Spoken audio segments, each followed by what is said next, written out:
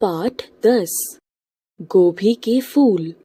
आप तो बाबू हनुमान प्रसाद को नहीं जानते होंगे, पर बाजार के सभी सब्जी वाले उन्हें अच्छी तरह पहचानते हैं। घर की साग सब्जी वे ही बाजार से खरीद कर लाते हैं। हरे धनिये की गड्डी मुफ्त में मांगना, शलगम के पत्ते तुड़वा कर तुलवाने का आग्रह करना, आलू छांट छांट कर चढ़वाना और अरबी धुलवा कर मिट्टी हटा कर लेना आदि अनेक ऐसी बातें हैं जिसके कारण सब्जी मंडी का हर व्यक्ति उन्हें पहचानता है। सभी सब्जी वाले उन्हें देखकर आइए बाबूजी का नारा लगाते हैं, पर मन से कोई नहीं चाहता कि वे उसकी दुकान पर ही उस दिन का व्रत तोड़ें, क्योंकि बहुत देर तक हिसाब लगाना पड़ता है कि सौदे के बाद घाटे में आखिर कौन रहा। हनुमान प्रसाद जी को सब्जी का मर्ज है। किस सब्जी में कितने विटामिन होते हैं, कितना लोहा, कितना चूना, कितना कत्था, कितनी लकड़ी, कितनी ईंट, इसका जितना ज्ञान उनको है वैसा किसी पोस्ट मास्टर को अब तक निकाले हुए डाक टिकटों के बारे में भी नहीं होगा। हनुमान प्रसाद जी के ताजमहल का रिप्लिका भेंट कीजिए तो वे बुरा मान सकते हैं, पर आप यदि उन्हें एक टोकरी सोया मेथी का साग भेंट कर दे तो आप उनके पक्के मित्र माने जा सकते हैं। किसी को कहीं बाहर आते जाते देखते हैं तो मौसमी तरकारी की फरमाइश वे जरूर कर देते हैं। उस दिन मुंह से अचानक निकल पड़ा कि मैं लखनऊ जा रहा हूँ। फिर क्या था? बाबू हनुमान प्रसाद बोले, अरे भाई वर्मा साहब, आप लखनऊ जा रहे हैं तो हमारे लिए 5 फूल गोभी लेते आना। अभी यहाँ गोभी का अच्छा फूल मिलता नहीं। लखनऊ में 1-1 रुपए का अच्छा फूल मिल जाता है।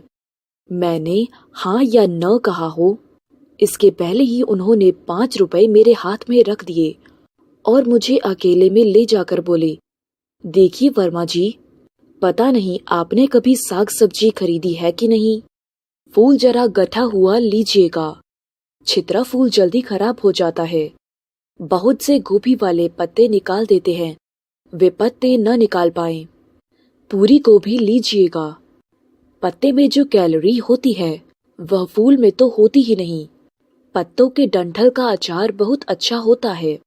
वे हर सब्जी के बारे में बहुत कुछ कह सकते थे, इसीलिए मैं चुप था। वे सांस लेकर फिर बोले, अच्छा सुनिए, फूल में कभी कभी छोटे छोटे कीड़े लग जाते हैं, उसे जरा झड़वा के लीजिएगा। पानी में भीगी हुई फूल मत लीजिएगा, बड़ी जल्दी खराब हो जाता है। अच्छे गोभी के फूल में विटामिन ए, बी, डी अधिक रहता है।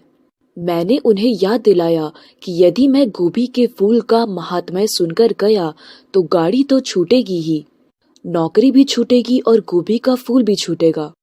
तब जाकर हनुमान प्रसाद जी ने मुझे छोड़ा।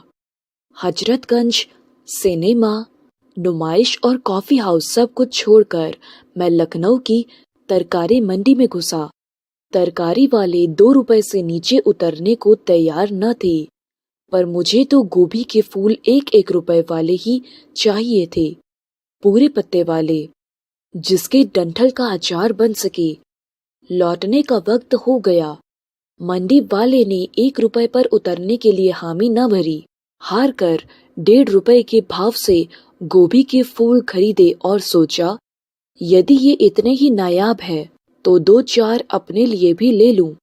प्लेटफॉर्म पर हाथ में एक खूबसूरत अटैची के साथ एक झाबा गोभी के फूल लेकर सफर करने वाला मैं अपने ढंग का अकेला ही मुसाफिर दिखाई पड़ रहा था। टिकट चेकर 2 बार पास से गुजरा।